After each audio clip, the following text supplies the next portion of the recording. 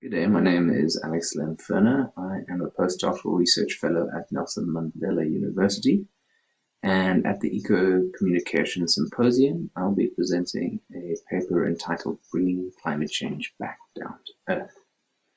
Now, a lot of the stories that we tell when we discuss climate change, they often emphasize quite remote and distant effects, both in time and space.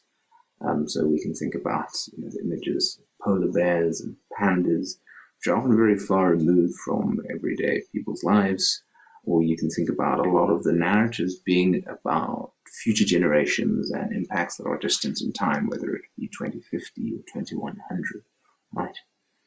Now, in contrast, those that oppose climate action, like oil and gas corporations, they tend to emphasize the very immediate pain that climate action might have, right? This is in terms of increased costs of electricity, they claim, and changes to lifestyles and so on.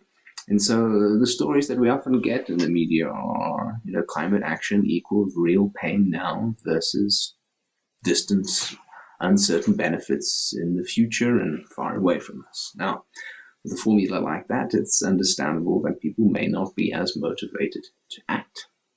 And so in the presentation, I'm hoping to give a case study from the Climate Justice Coalition here in South Africa and their podcast, Just Us and the Climate, whose tagline is about bringing climate change back down to earth and telling stories that emphasize how action on climate change actually provides very real and immediate benefits to many and on many different fronts.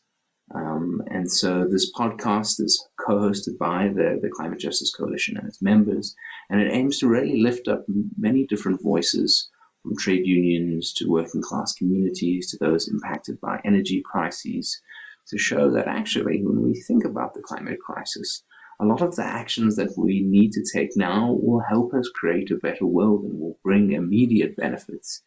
And so it begins to flip that narrative around climate change quite significantly and show that climate change is not only a crisis, but an opportunity to build a better, more just world. So I'm looking forward to discussing that more in the symposium. Thank you.